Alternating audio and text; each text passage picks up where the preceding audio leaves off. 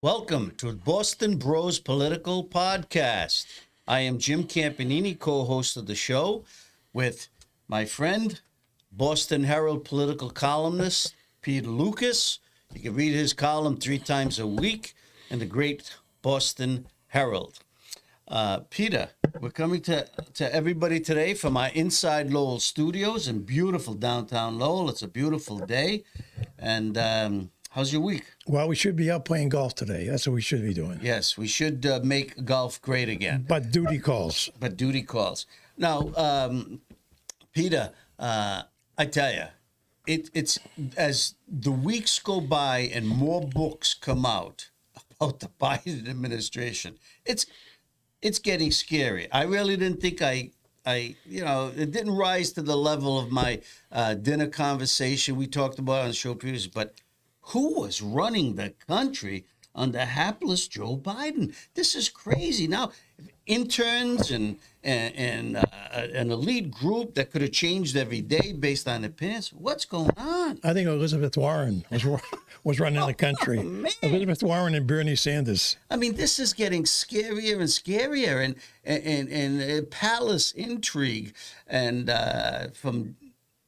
is Jill Biden, could she be investigated for this, the president's wife? Well, look at it this way. How could she allow this to happen? She may not have been running the country, but she was running Joe Biden, which amounts to the same thing.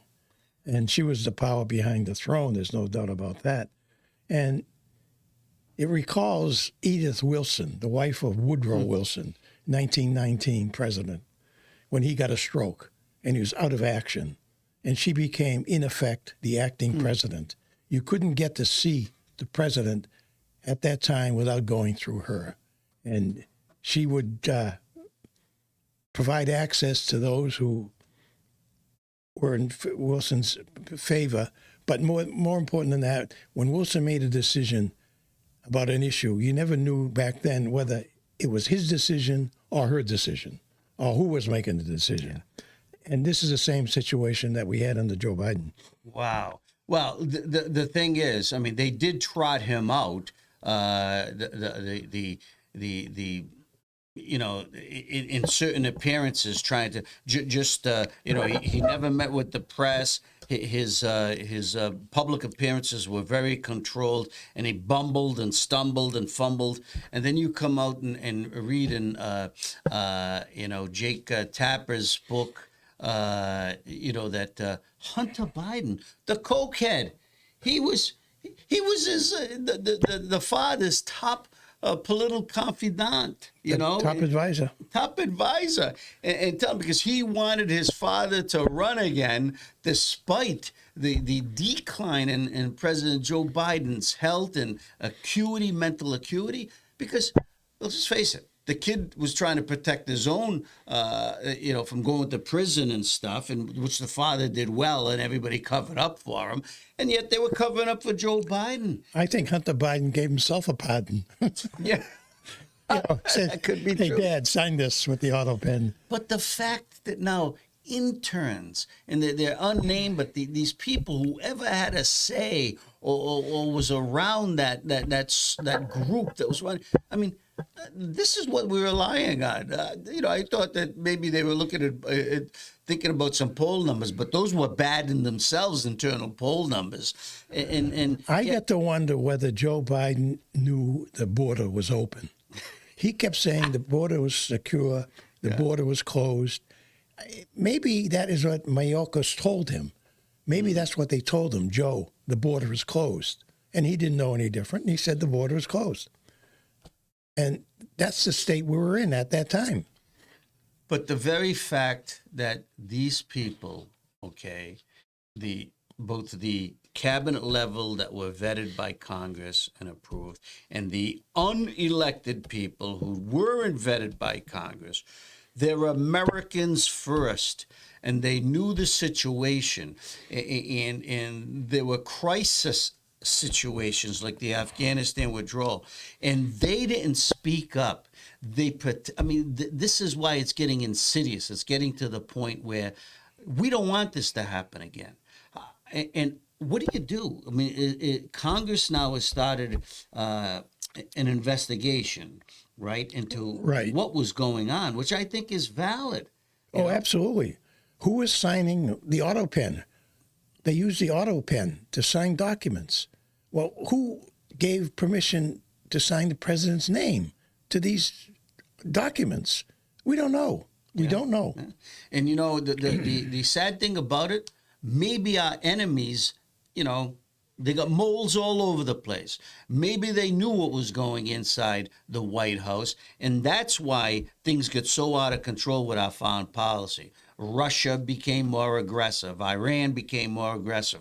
We gave Iran $800 billion that was frozen during the Trump administration, and gave them the basically carte blanche to start up their uranium processing plants again to make nuclear bombs. They lied to us. They lied to us before. They were lying again, and we just turned the other. Jim, who's to say that Barack Obama wasn't running things? He has a house in Washington right down the street from the White House. All his people were appointed into the Biden administration. And who knows whether the former president, Barack Obama, was calling in, Joe, do this, Joe, do that. Shame on the mainstream press and the major media outlets that had teams of reporters in Washington looking at that, because they heard the rumors and everything else, and they failed to outside of Fox News and the Wall Street Journal, the media were collaborative. Yes. They went along with the myth that Joe was a vigorous, on-the-job political leader when he was a basket case. And you know, whether you like him or not, the President Trump, they seem to attack him and poke him every day. Things that they could have done invariably against Joe Biden too, but they never did it. And it just goes to show you the double standard. And yet Trump talks to them every day, answers their questions, and you know who's making the decisions. But they grow these conspiracy theories. Yeah, he's got a circle around him, Elon Musk and stuff. They attack everybody, and they want to know who's calling the shots. Well, ultimately, it's Trump calling the shots, and I'd rather know who's calling the shots and where it's coming from than that Wizard of Oz curtain, you know. And obviously, I hope it never happens again, and it shouldn't happen again. And the American people should wake up and tell those Democrat congressmen as well as the Republican congressmen, this is important. You're talking about democracy as a threat. That was more a threat to democracy, the way the government was run under Joe Biden, than anything that is taking place right now in Washington. Well, I'm inclined to agree with you, but I'm observing that King Charles is in Canada this week. So maybe what we need is King Charles to come down and show us how to operate under a king like we did 300 years ago. I want French President Macron's wife to come in and maybe.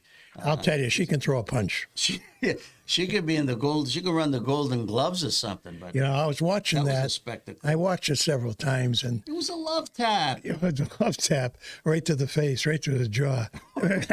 And I was saying, I thought to myself, I was wondering, you know, in the wake of these rumors that Michelle and Barack are having marital problems, that may be divorced, I can just imagine Michelle throwing a punch at Barack Obama. Oh, she'd level him. Unlike Macron, she would deck them. She would have decked them. Well, you know, I always thought that the French, you know, they have this savoir-faire there, and I think a slap. I thought she would have slapped, but boy, she really showed.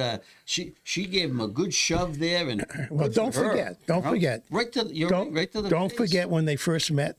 That's it was right. in high school. He was 15 years old. She was 34, married with 3 kids, and they fell in love. She probably smacked him around back then. Right? Sit down. So maybe he's used to it. Well, I hope they patch things up and stuff. You know. And you know, in retrospect, her parents were very concerned when she began this romance with this 15, 16 14-year-old boy. And the parents, her parents, thought that he was dating their daughter, their teenage daughter, and not her. So Wow. That's interesting. I have to do some more research on that. But how did I haven't seen the international press, the French press. Have you seen anything how they treated that? the French press just making a joke out of it. They're just mocking him because it's so un-Frenchman-like. You know? Yeah. Interesting. All right, we got a lot of ground to cover here, so let's move on to is Maura Healey softening towards Donald Trump? Some of her comments this past week, she gave him credit for tightening up the border, closing the border, but she was last night she went to a meeting, or the night before, held with a lot of Harvard officials. She met at Harvard, and I guess you spoke to her, didn't you, recently? Yeah, well, I saw the quote where she praised Donald Trump for shutting down the border. And I just recalled that when she was Attorney General, she sued Trump when he called for a national emergency to build the wall. And now she was praising him for keeping the immigrants out of the country. So, you know, I said, I called her. I said, Governor, you know, what is this? Are you softening for Trump? And she said, no way, no way. And then she went on, to attack him and for, cutting benefits to Massachusetts, and also Trump attacking Harvard. But the rate we're going, I must say, I think Donald Trump is going to do to Massachusetts what he's doing to Harvard. Yeah, and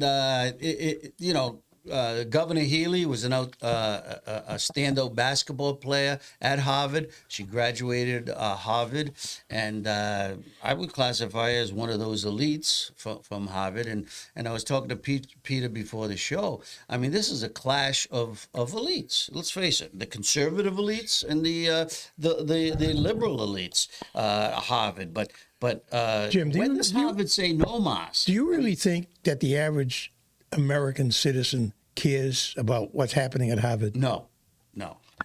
The anti-Semitism, yes. That is a big problem. Okay, but Harvard itself, and if you ask someone, we all know that Harvard has got that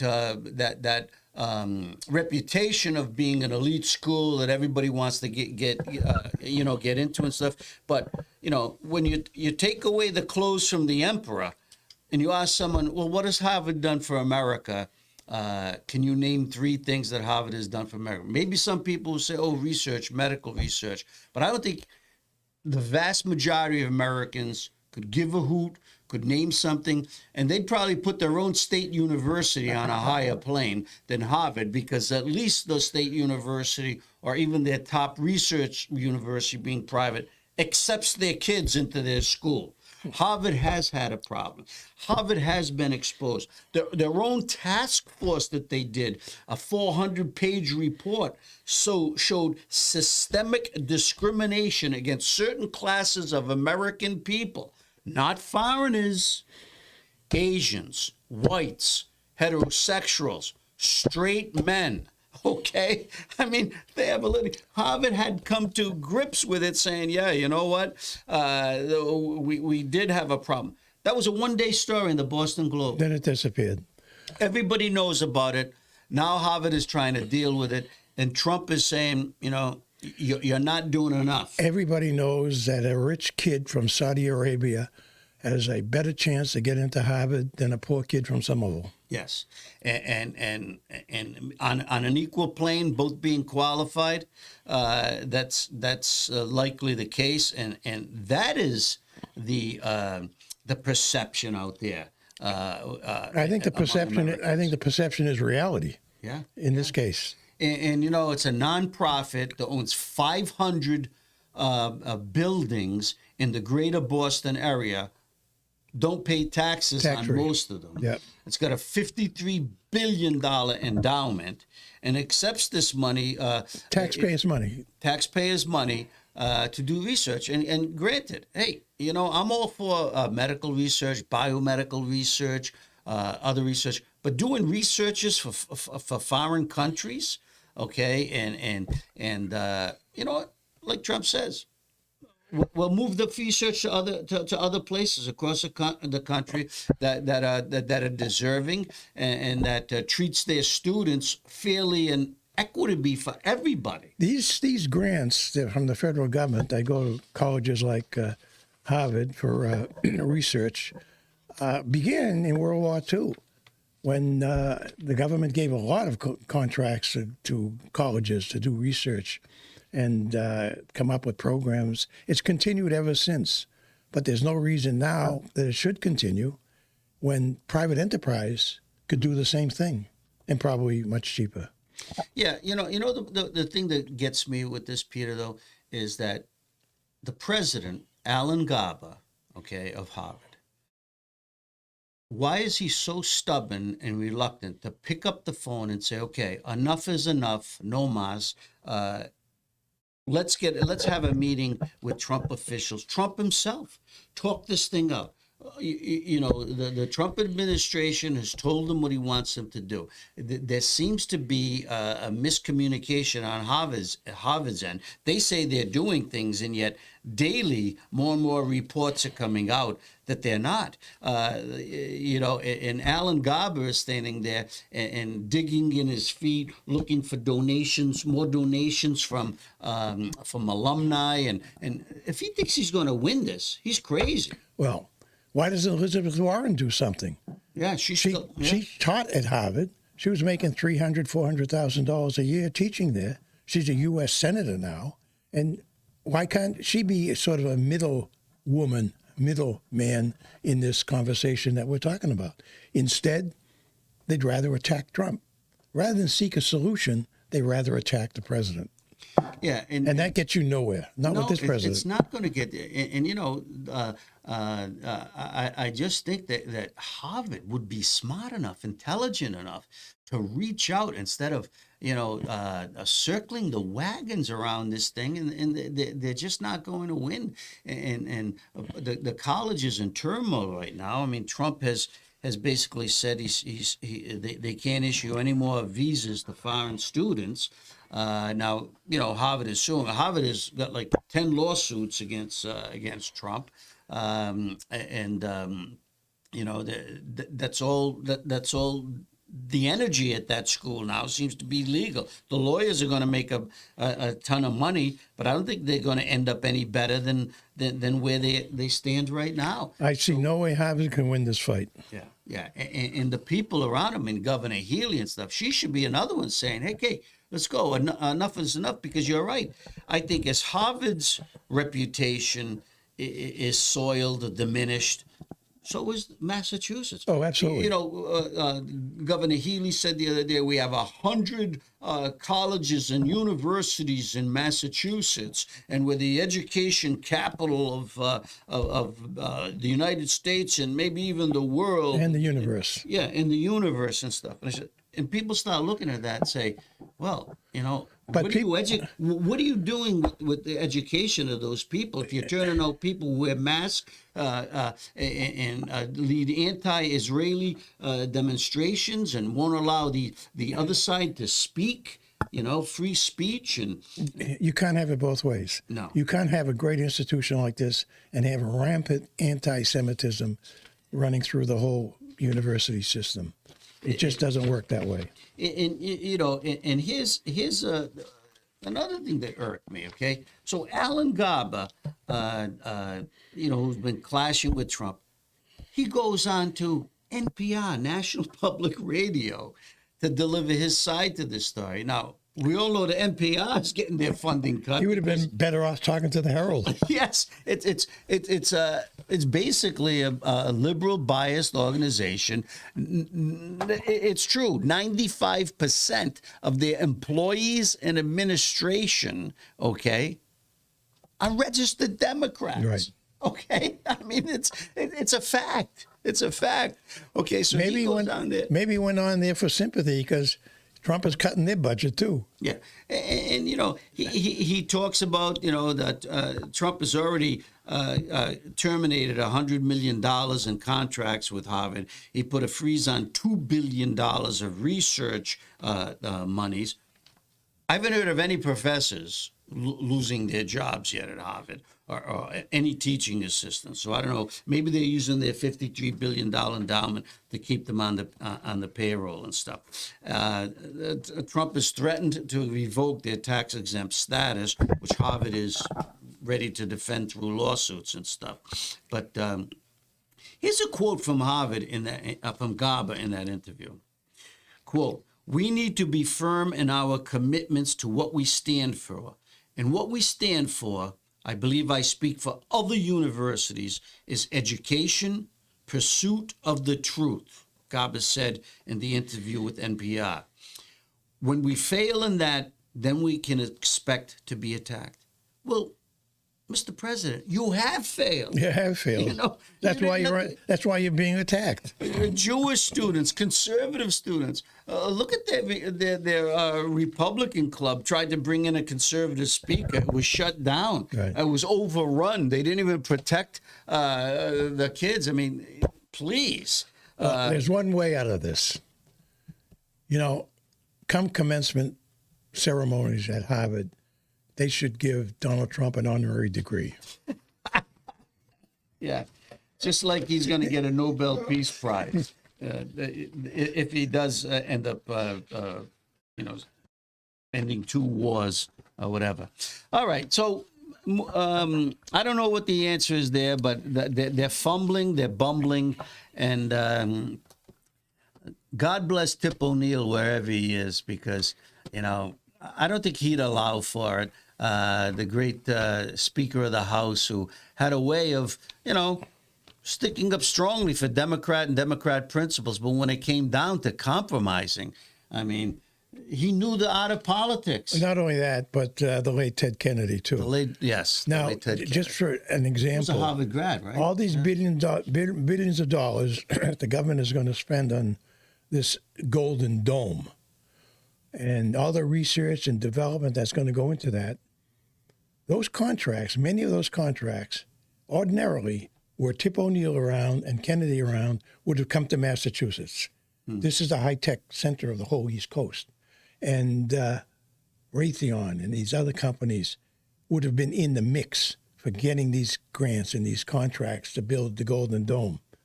Now, we had zero, nothing. Where did the contracts go? Indiana, Florida, Georgia, Michigan, all places that Trump carried in the campaign. And, of course, he never carried Massachusetts. So elections have consequences, and this is a raging example of a consequence. Yeah. And, even House Speaker, Massachusetts House Speaker Mariano mentioned this the other day. I mean, they're being very cautious, and now as each day goes by, get even more nervous as the federal money might be drying up. And I tell you, this is a correction. This is a correction. It's a major correction. It's a major correction, financial, economic, cultural, and everything that's going on right now. Right now, we have no one in our congressional delegation who can talk to this President of the United States. No, the governor doesn't talk to him. Neither Warren or Markey talk to the president. None of the Congress people talk to the president. So no wonder we're on our rear end. Yeah, well, it's a joke that Massachusetts claims to be number one in education and all this other stuff, and yet we lack the leadership, the skills to actually get something resolved here with the federal And we government. lack the political clout that we once had. Yeah, nobody has the clout. Okay, moving on. Your one of your favorite column items, Judge Shelley Joseph. Her hearing is coming up. Now, you remember Judge Joseph. She was the one, it was over 2 years ago. I think it was 2019. 2019. Yeah, wow, it goes it's been back. that long? Yeah. ICE officials had shown up in her courthouse, Newton District Court. and were looking to detain a suspect, criminal suspect, who was an illegal immigrant in her courtroom before the judge On drug charges. And not only did they hold off the ICE agents, okay, she allowed the illegal immigrant and his lawyer to go out a back door that was reserved not for public use, for only court officials, okay, and security officials. And they left the back door, and video captured him running down the street, and ICE agents had to go out and eventually find this guy, which they did. They did get him. And then, well, she's got her hearing because she's a discipline hearing. Here it is 6 years. First she was indicted. Yes. She was indicted by the U.S. attorney at that time, Andrew Welling, a Trump appointee. And she was indicted for conspiracy to allow this illegal immigrant to escape that way.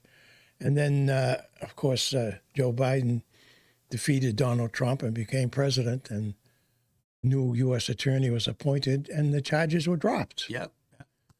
However, she faced local disciplinary action, and she was suspended. But then after the charges were dropped, she was reinstated, and she's a judge now. And on June 9th, however, she's going to have a hearing before the Massachusetts Judicial Commission on a disciplinary hearing, and who knows what can happen. What do you think's going to happen? Well, I think that I did a column suggesting that perhaps maybe the Governor Maura Healey, should show up and testify on her behalf, because the governor at the time backed what Judge Shelley Joseph did. She supported her decision to allow the illegal immigrant to escape out the back door. I don't know if she'll show up or not. It's a controversial hearing. But the interesting thing about it, that even though she was appointed by Republican Governor Charlie Baker to the bench, Charlie Baker back then said that she should not be sitting as a judge, even though he appointed her. So yes. She should have resigned, done the right thing and resigned. And she never missed a paycheck, right? She was put on. She was suspended, but she never missed a paycheck. That's right. Unbelievable. She made Only in $200,000 a year, and she's a sitting judge now. But the interesting thing about the hearing is that even though the Massachusetts Commission on Judicial Conduct is conducting the hearing, they cannot remove her from the bench. Nor can the governor, nor can the Supreme Court. In the Massachusetts Constitution and Massachusetts law, only the legislature, in conjunction with the Governor's Council, can remove a judge. Yeah. So that's another reason why some states have elected judges and other states have governor-appointed judges. Well, we're always talking about, the governor's always talking about Massachusetts first. We're first this, we're first this, and we're first that. First in education, first in public parks, and so on. This is the first in allowing illegal immigrants to go out the back door of the courthouse. I know. I mean, yeah, and you know, there's if anything, a judge should know the difference between right and wrong, and should stand up for right and wrong. When you have this moral and ethical abyss right in a courthouse, I mean, people lose confidence in the judicial system. It probably is at an all-time low anyway. Well, after what they did to Trump. Yeah. I mean, it's almost like the judiciary in this country has become a third party: Democrats, Republicans, and judges. Yeah, and it's really sad. So, and could this panel, the Supreme Judicial Court, could they issue a fine or a suspension? No, can they even do that, or they just censure? Whatever they recommend, whatever they do, it's a recommendation to the Supreme Judicial Court. Oh, okay. And this SJC will make a decision on whether to discipline her or not, but they can't remove her. Yeah. And they can fine her and suspend her, or make her life miserable on the bench, but they can't remove her. You think this case will be resolved before the end of 2025? I don't know, but I hope I'm around to cover it. Yeah. Okay. All right. Judge Shelley Joseph, watch that. It's coming up on June 9th. All right. So I've got a couple of, I got a thing here. New poll numbers out on the president. His approval rating among U.S. adult citizens, okay, is inching up. He's got a 44% approval rating, a 52% disapproval rating. The survey was taken May 23rd through May 26th. Okay, and this is a Newsweek poll, and so his percentage at this point in his administration is considered very, very good. It's gone up 2 percentage points. You know, he started when he first took office, it was 48, then it went down to 46, then it went as low as 41.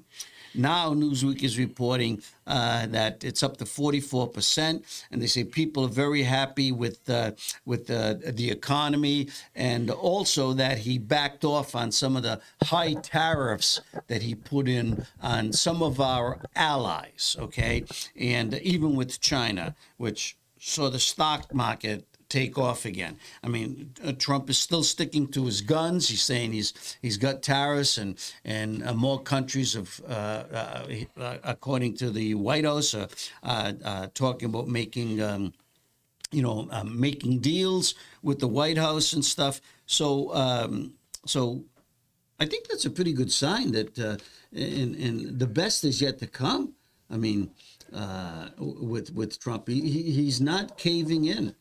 I think he's going to go down by the time he's through at the White House as the most significant president since Franklin Roosevelt in World War II. You think so? Absolutely. He's done more in, 100 days than most presidents do in 4 years. Yeah, political analyst and Dillard University professor Robert Collins told Newsweek that, quote, the approval rating is inching up because the economy has stabilized and Trump has put a pause on his most draconian tariffs, which were unpopular. So the other thing is Trump's big, beautiful House bill in the House, which offers tax cuts, reaffirms the 2017 tax policy that Joe Biden had ended, that when Trump was first president in 2017, he put in force, which got the economy going in a trajectory at the time. What do you make of this? Is this going to be carved up in the Senate, or do you think it's going to? I think he'll get the majority what he wants. Yeah. And I think the Senate Republicans will come into line because Trump has shown such amazing leadership that they'll fall into line. Is this a good deal for America? Well, anytime the government cuts taxes is a good deal. You know, now if he's cutting taxes for the rich, that's okay as long as he's cutting taxes for everybody else. If my taxes are cut, I'm happy, and I won't object to a guy like you being rich having your taxes cut too. Well, now the Democrats have tried to make a big issue about the Medicaid cuts in there, and while there's really no cuts to services, it's that they put in a work week requirement rule that you have to work up to 80 hours. Some people, okay, able-bodied Americans receiving Medicaid, and this seems like a no-brainer, okay, up to 65 years old. If you're between 19 years old and 65 years old and you're on Medicaid and you're able-bodied, okay, the government wants you to volunteer or get a job, okay, for up to, from between 40 and 80 hours a month. That doesn't seem so difficult. What's wrong with having a job? And that's the plank that the Democrats are. Oh, people are going to lose their Medicaid and stuff. And I think there were 162,000 people in jeopardy, they said, in Massachusetts. This was according to the Boston Globe. I don't know where they came up with this number, because I was kind of shocked that the number was so high, that people receiving that would be in that category, the able-bodied and they're not working, 162,000 of them. And I would say, hey, isn't that where some of our billions in tax revenues should be going for instead of illegal immigration? Oh, well, a lot of it is going to illegal immigrants. So I don't know. I think, once again, this is another story made blown out of proportion by certain media outlets. But across America, there are a lot of resilient Americans out there, hardworking, legal immigrants, who are working, paying taxes and stuff, who could give a hoot, you know. Well, it's the illegal immigrants. That's the problem. The illegal immigration situation in Massachusetts is costing taxpayers $1 billion a year.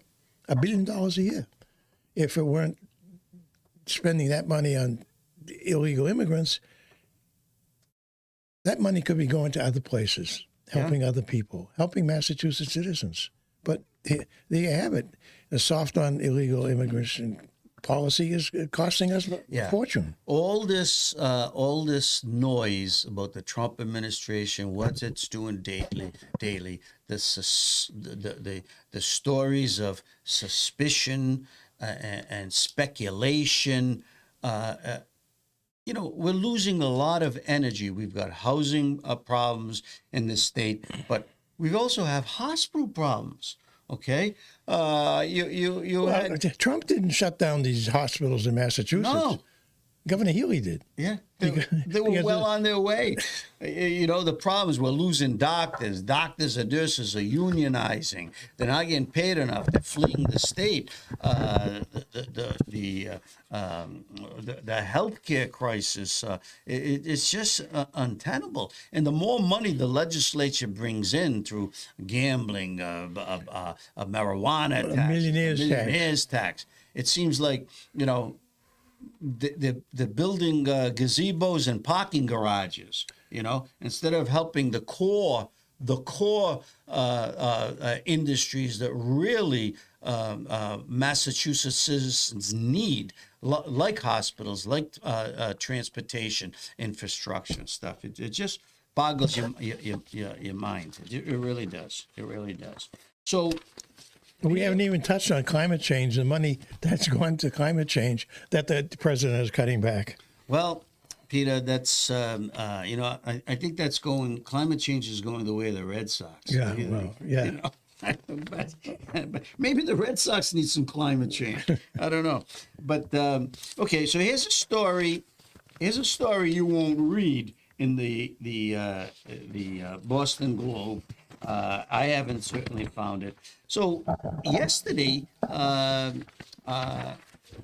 Fox News and the Wall Street Journal is touting, you know, about this deal that with the U.S. Steel in Nippon of Japan, which is one of the largest steel manufacturers in the world. I mean, this was a deal, you know, Nippon put in a bid to buy U.S. Steel during the Biden administration, and the Biden administration basically had it blocked, killed, because it said it was a U.S. security concern.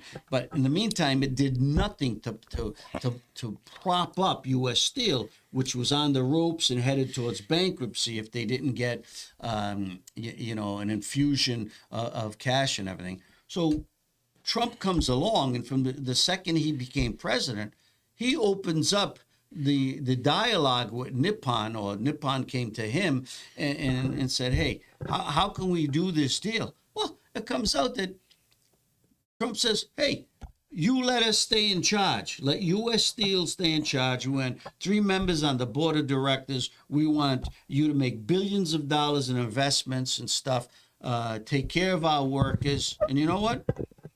We might be able to work a deal. Well, and they worked the deal. And they worked the deal. Nippon is going to, right now, they haven't inked it yet, but everything that Nippon wanted and presented to Trump to give U.S. control of U.S. Steel. See, Nippon wants their foot in the door. They want to be in the U.S. market, okay? Nippon is basically saying, well, that's everything we want, and you can have control. And they're going to put $14 billion. Well, you tell me this.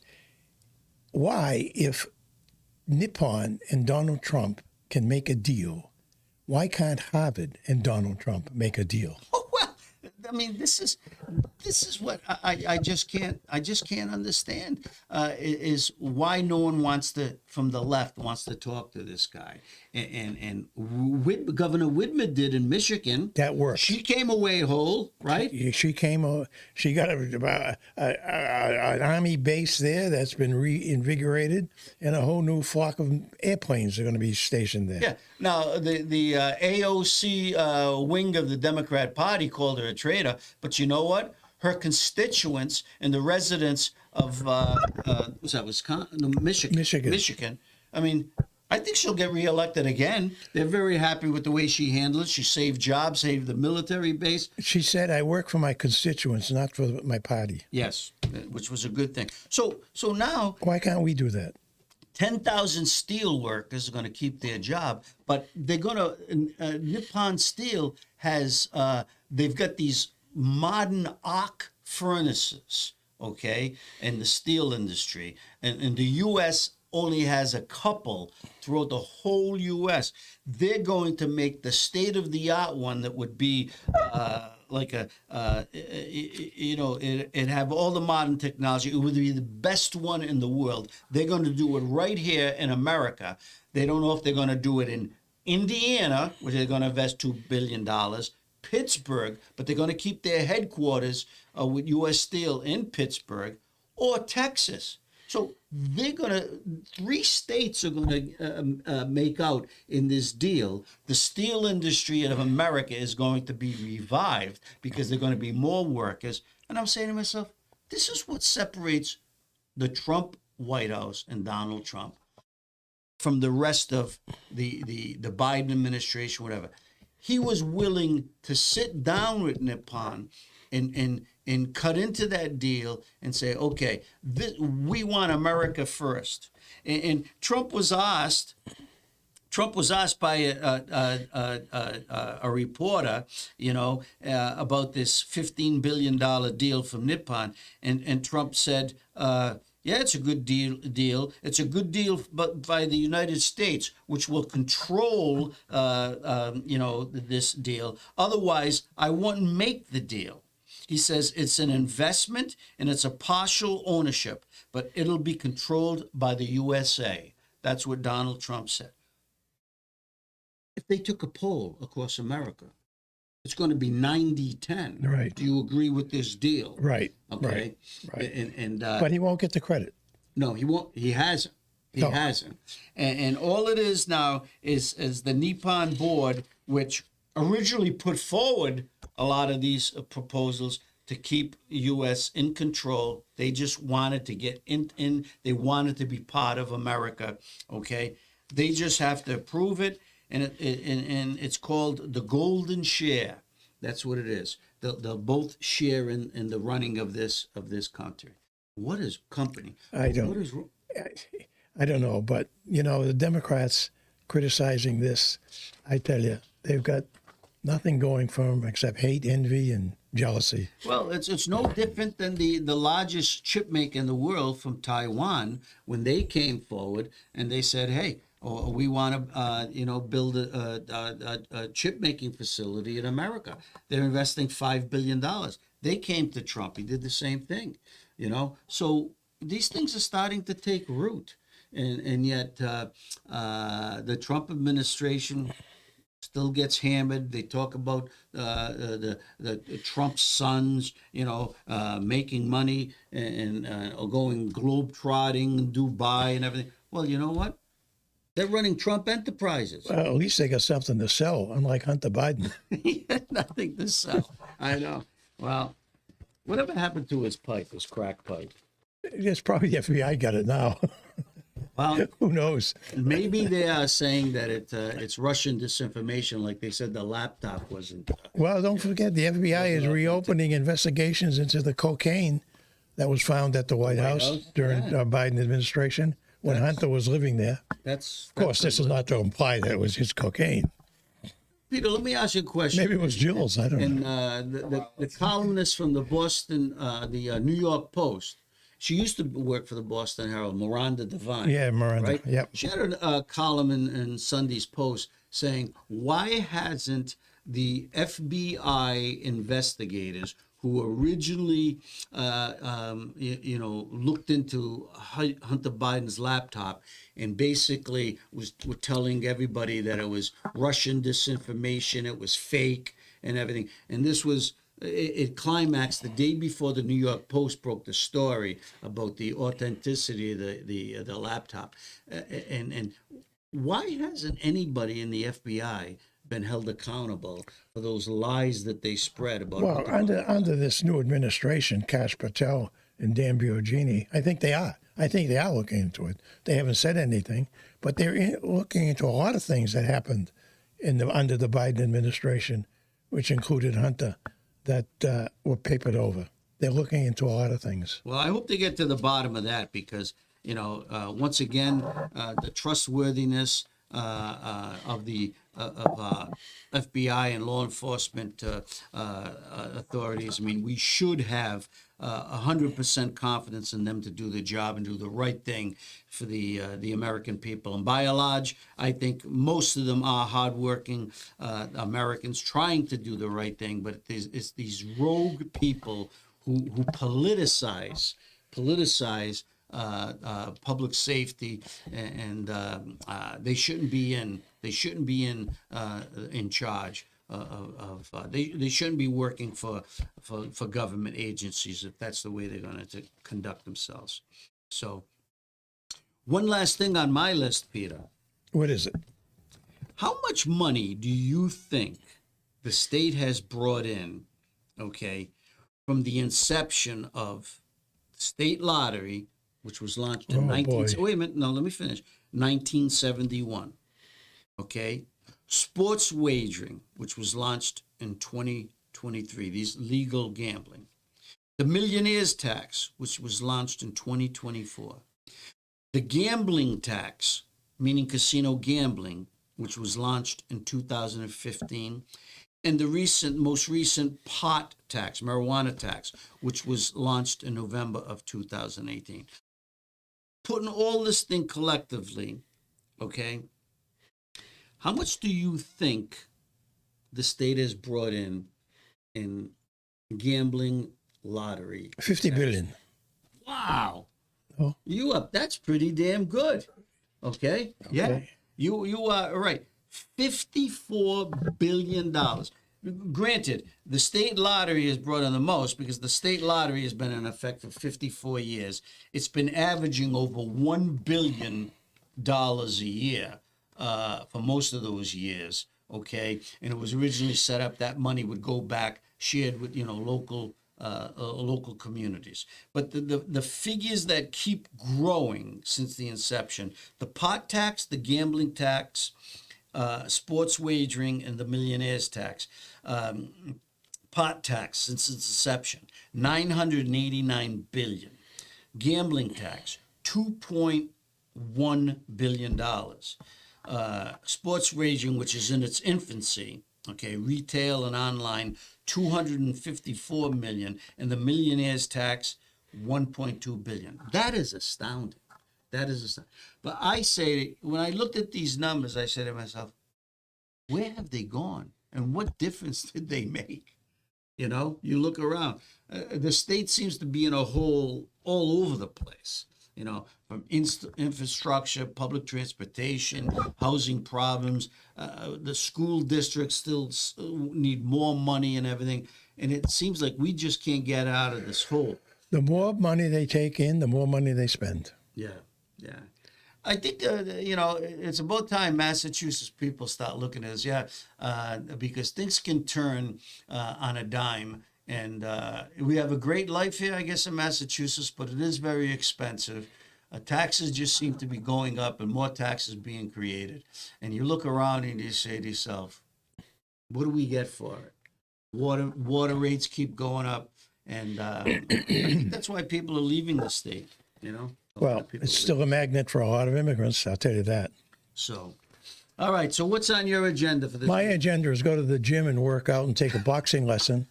Guys, I'm going to Europe pretty soon, and if I ever run into Bridget Macron, I'd be prepared in case she threw a punch. You got it from Peter Lucas, I'll tell you.